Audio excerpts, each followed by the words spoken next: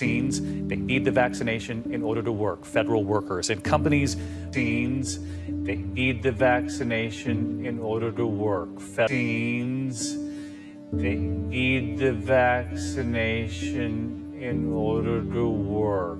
Federal workers and Today, the president announced he was using the full force and authority of the office to push those remaining 80 million or so unvaccinated Americans to get their shots. North African battlefields of World War II, wounded soldiers were plentiful, but morphine was often scarce. Army doctor Henry Beecher needed to operate on an injured soldier, but had no drugs to give him for the pain. A desperate nurse grabbed a vial of salt water, filled a syringe, and miraculously, the soldier's pain went away. When Henry Beecher returned to Harvard University after the war, he found that a range of ailments, from gunshot wounds to the common cold, could be treated with fake medicine. It's known as the placebo effect, from the Latin for I shall please. Even though we were free, we were still slaves in the mind. Message! Allow me to reintroduce myself by name. Tabby Troll, baby. Roll with me, show the world, hit the road, baby. Huh? Count team, baby. Hit me up, IG, follow me, baby. Huh? Ain't on the. What's going on, YouTube? Tabby Trolling back again. CEO, Clout Team Entertainment, best rapper on YouTube, hands down, no questions asked. Proud member, Conseco's Rap School, currently enrolled in the YouTube class and all that, right? Joe Biden, this is y'all president. This is y'all president, okay? He's been in office for 233 days.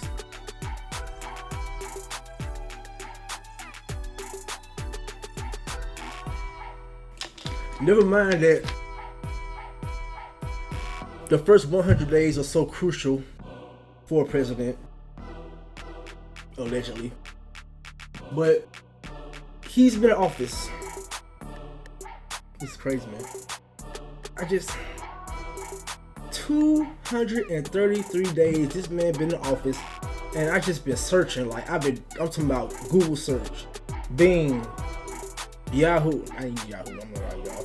You know what I'm saying? Like Ask Jeeves, I've been looking at shit, YouTube, Google, like anything, like just any little thing that he has done for black people exclusively. There is nothing, people. Y'all, I'm not y'all that. I'm black too. We got duped once again. Now I'm trying to stay on topic. But I have something to say. I have something to say that I really think y'all need to hear this.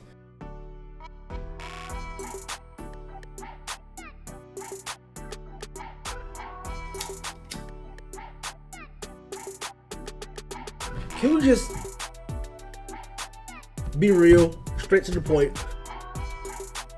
Why are we relying on our oppressors to save us? Why would they save us? And this goes all the way back from religion on down, which is a video for another day. Just a question. Why do we feel like, seriously? And I know people will say, no. Think about it. Just think about it. Common sense. Just use common sense for 1 second. Why would our oppressors help us out of oppression? You said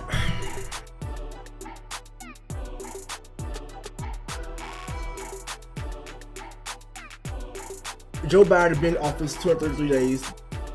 Just roll the video, man. I'm just right now. Just roll the video, and I'll be back, man. This is an ABC News special report. Now reporting, David Muir. Good afternoon, and we're coming on the air at this hour because President Biden is expected to unveil his strategy for this next chapter in this fight against the COVID surge sweeping across the U.S. The Delta variant now killing more than 1,000 Americans every day. The president will be revealing his 6-point plan from the White House, focusing, we believe, on increasing vaccinations, the talk of boosters, of course, schools, and the economy. He's expected to sign an executive order requiring the majority of federal employees in this country and government contractors to be vaccinated now without that option of testing, meaning vaccines. They need the vaccination in order to work. Federal workers and companies with 100 or more employees, it's believed, will also have to ensure that workers are vaccinated or tested weekly. Contractors to be vaccinated now without that option of testing, meaning vaccines. They need the vaccination in order to work. Federal workers and companies, majority of federal employees in this country and government contractors to be vaccinated now without that option of testing, meaning vaccines. They need the vaccination in order to work. Federal workers and companies, teams, they need the vaccination in order to work. Vaccines, they need the vaccination in order to work. Federal workers and Baseless claims about a link between vaccines and developmental disorders have fueled the so-called anti-vaxxer movement for years now. But in Texas, the anti-vaxxers are motivated by something else, an unconditional commitment to personal freedom, even at the expense of public health. The parent decides whether their children get vaccinated or not. That is it in a nutshell. As far as I remember, when I went to school, you had to get a measles vaccine, you had to get a mumps vaccine, there was a ton of them you got. You still polio. have to. In order to go to school, you have to have certain vaccines. When are we going to stop putting up with the idiots in this country and just say, it's mandatory to get vaccinated? F them, f their freedom. I want my freedom to live. And good evening once again, day 233 of the Biden administration. And this evening, the White House is taking aggressive action on two different fronts, stepping up the fight to end this surge of the Delta variant with tough new vaccine requirements and taking the state of Texas to court over its near total ban on abortion. Late today, the president announced he was using the full force and authority of the office to push those remaining 80 million or so unvaccinated Americans to get their shots. Until now, Biden had steered away from making vaccines mandatory in any sense. Today, that all changed. Noting that the nation was in a, quote, tough stretch of this pandemic, Biden laid out a series of new policies.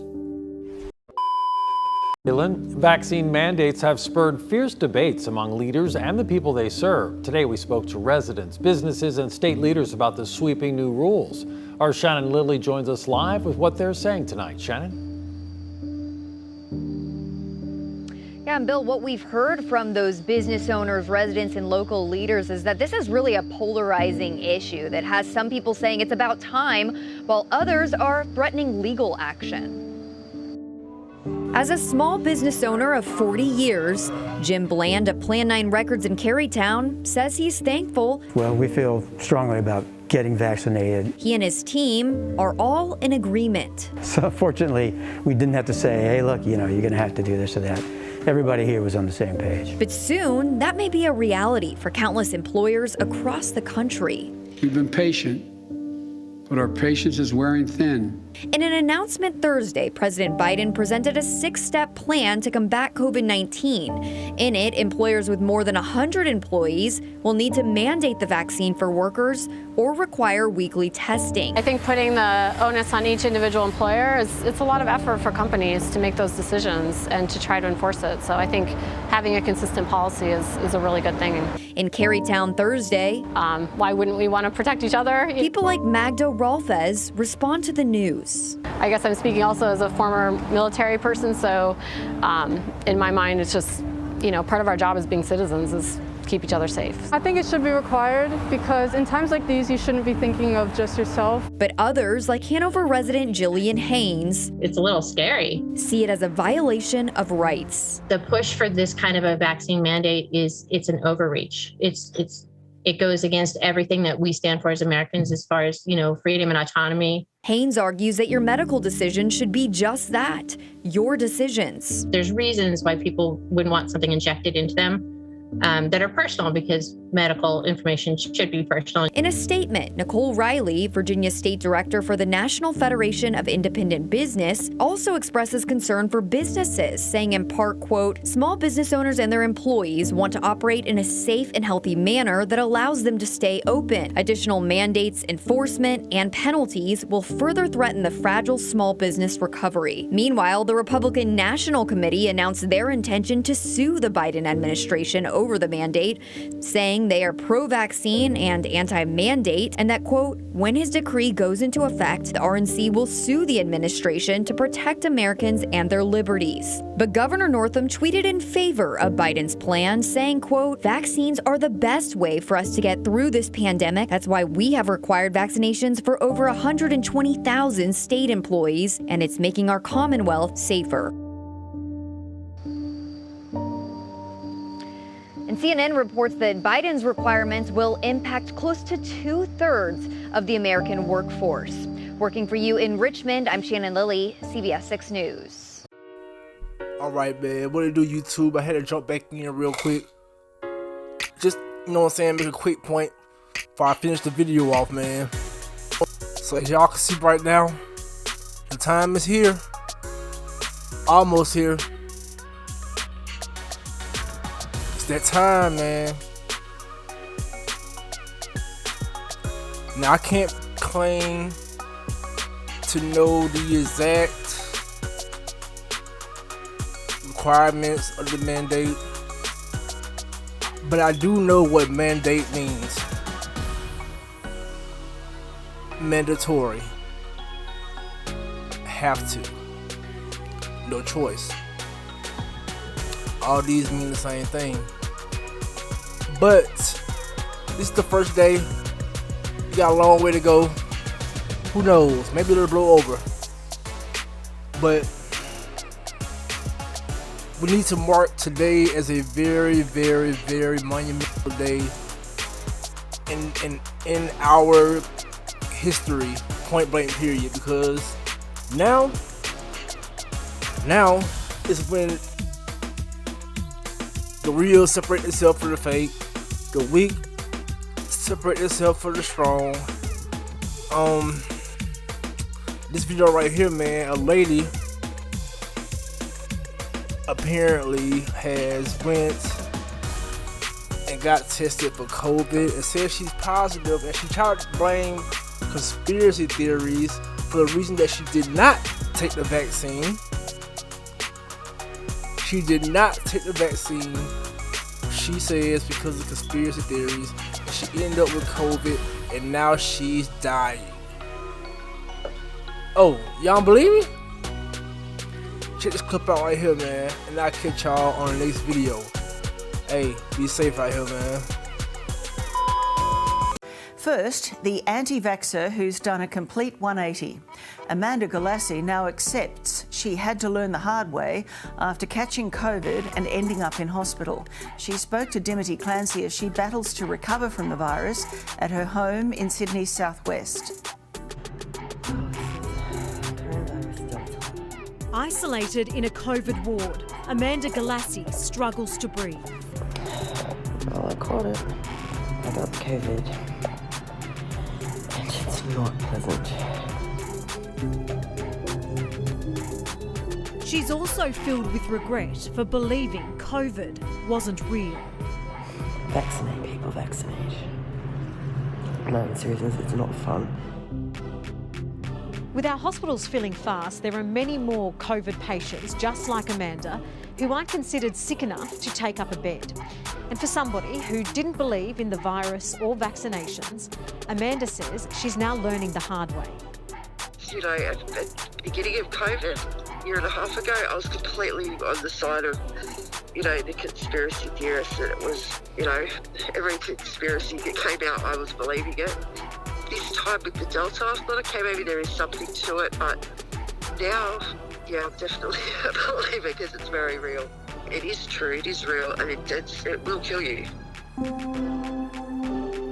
Battling to get better at her home at Greenacre in Sydney's southwest, we talked to Amanda over the phone from a safe distance.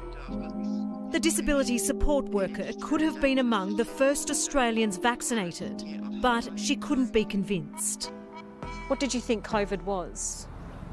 I just thought it was just another flu, like we get the flu all the time, and I just thought it was just another, like it was another name for just a flu. But this is nothing like the flu. It's not like any flu I've ever had in my 42 years. It just doesn't seem to go. Instead of getting better as days go by, you seem to get worse. And the symptoms just chop and change, and it's like it has a mind of its own, a life of its own. And until you've experienced it, it's so hard to explain it.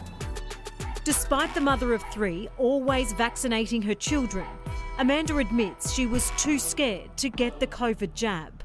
I guess, was a bit hesitant with the how quickly these vaccines were produced, and I guess the way the government has used the threat tactics to make us vaccinate and withholding freedoms, those sorts of things.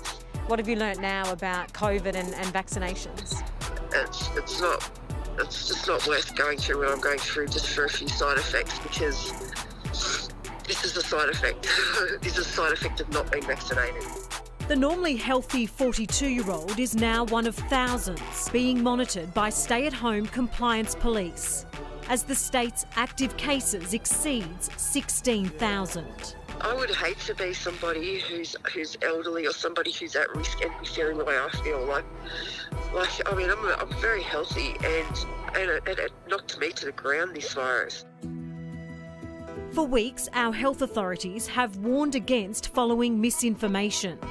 There are people who put out false information with regards to vaccines, and frankly, I condemn it. Of 137 people with COVID in the state's ICU wards, 87% of the patients are unvaccinated. 13 have received their first dose. Just 5, 2 doses. Minimises the severity of the disease in many cases, and certainly decreases mortality. I think the strong message here is don't believe what you're seeing in the social media. The US gives us a taste of how lethal conspiracies can be. America's Centre for Disease Control says almost 80 million citizens eligible for a vaccine haven't had one, with many refusing. And with the arrival of the Delta strain, deaths are again surging, with 1,296 succumbing to the virus in the past week. The latest figures show 99% of deaths are in the unvaccinated. What's your message to platforms like Facebook? Look, the only pandemic we have is among the unvaccinated. With a long recovery ahead. I feel very helpless and vulnerable. Amanda wishes she'd listened the first time. If you don't believe it, just stay inside. Spread your anti-vax message from inside your home.